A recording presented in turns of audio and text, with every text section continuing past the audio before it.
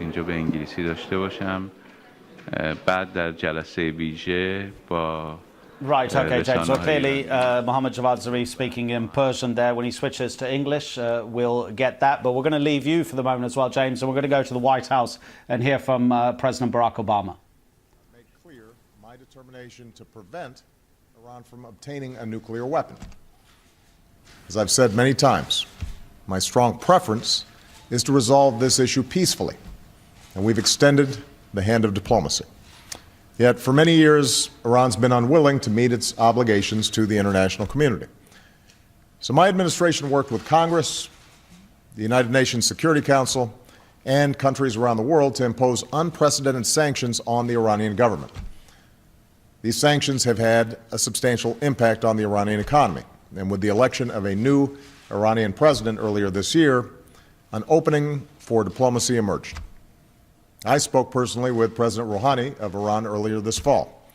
Secretary Kerry has met multiple times with Iran's foreign minister, and we have pursued intensive diplomacy, bilaterally with the Iranians and together with our P5+1 partners, the United Kingdom, France, Germany, Russia, and China, as well as the European Union.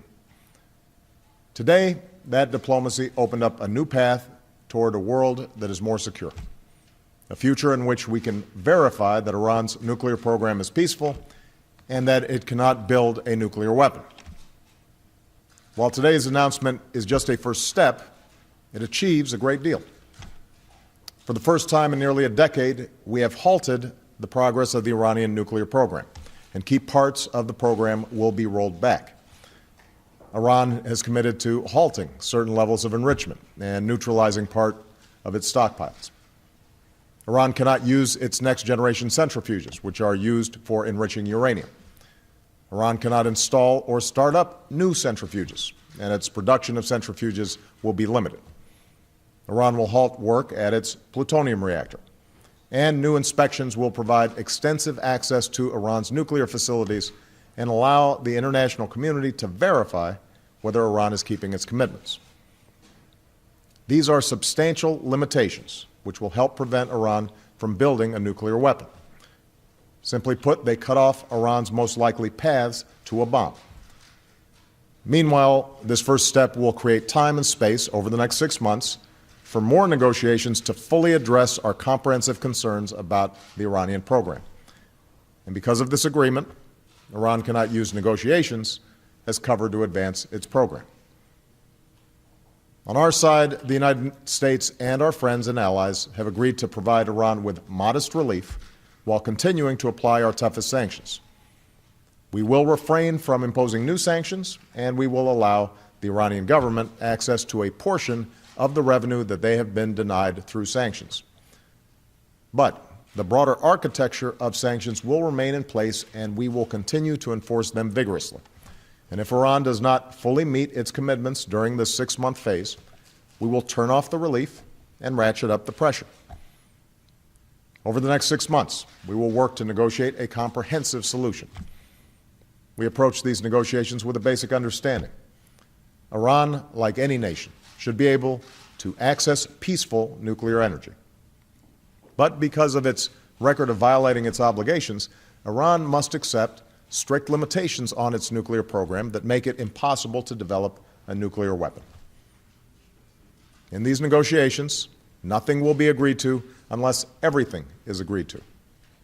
The burden is on Iran to prove to the world that its nuclear program will be exclusively for peaceful purposes. If Iran seizes this opportunity, the Iranian people will benefit from rejoining the international community, and we can begin to chip away at the mistrust between our two nations. This would provide Iran with a dignified path to forge a new beginning with the wider world based on mutual respect. If, on the other hand, Iran refuses, it will face growing pressure and isolation.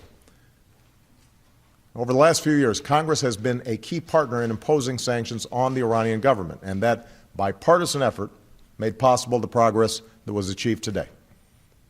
Going forward, we will continue to work closely with Congress.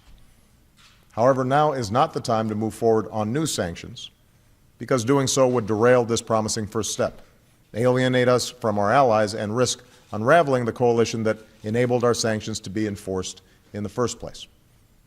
That international unity is on display today. The world is united in support of our determination to prevent Iran from developing a nuclear weapon. Iran must know that security and prosperity will never come through the pursuit of nuclear weapons. It must be reached through fully verifiable agreements that make Iran's pursuit of nuclear weapons impossible. As we go forward, the resolve of the United States will remain firm, as will our commitments to our friends and allies, particularly Israel and our Gulf partners, who have good reason to be skeptical about Iran's intentions. Ultimately, only diplomacy can bring about a durable solution to the challenge posed by Iran's nuclear program. As President and Commander-in-Chief, I will do what is necessary to prevent Iran from obtaining a nuclear weapon. But I have a profound responsibility to try to resolve our differences peacefully, rather than rush towards conflict. Today, we have a real opportunity to achieve a comprehensive, peaceful settlement, and I believe we must test it. The first step that we've taken today marks the most significant and tangible progress that we've made with Iran since I took office. And now we must use the months ahead to pursue a lasting and comprehensive settlement that would resolve an issue that has threatened our security and the security of our allies for decades. It won't be easy, and huge challenges remain ahead. But through strong and principled diplomacy, the United States of America will do our part on behalf of a world of greater peace, security, and cooperation among nations. Thank you very much.